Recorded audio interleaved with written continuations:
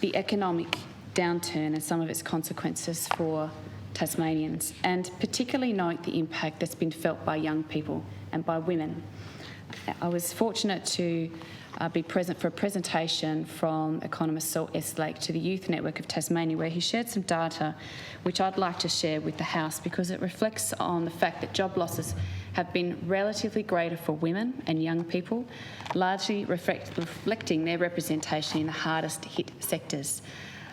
Those changes particularly have been felt in the retail trade, accommodation and food services, information, media and telecommunications, rental, hiring and real estate, and art and recreation. And also acknowledge the fact that in those workforces, women and young people are more likely to be in casual jobs, ineligible for JobKeeper payment. And for young people under the age of 2, many of them have been ineligible for the JobSeeker payment. And they have felt extraordinary economic impacts as a consequence of the virus. I would also like to recognise the extraordinary contribution that women have made on the front line during this pandemic. In Australia, it's reported, and this was reported in the Mercury on the 17th of April, that women have been making up the majority of the frontline health response, making up 80% of the country's health professionals. There are more than 265,000 female nurses compared to 32,000 male nurses, with more than 21,200 female critical care and emergency nurses working at the front line of the pandemic compared to 3,486 men. There are more than 36,000 female medical nurses compared to 3,756 men. Women also outnumber men in pharmacies, while almost half of all GPs are women.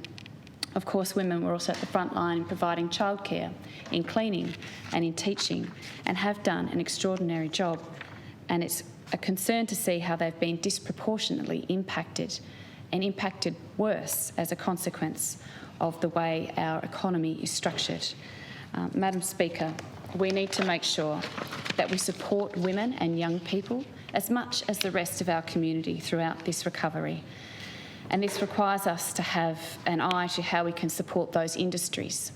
It is important to note that there are strong arguments to provide targeted and short-term stimulus to labour-intensive sectors of the economy like building and construction, but also, as important, to note that 88% of all jobs in that industry are held by men. We need to ensure that we provide job security for all employees, and particularly targeted to those sectors of the economy that have felt the hit the hardest. Madam Speaker, we need to build a fairer society that recognises that job security builds consumer confidence, which builds a stronger economy, and that's what we need to aim to build as we all recover from the impact of this virus.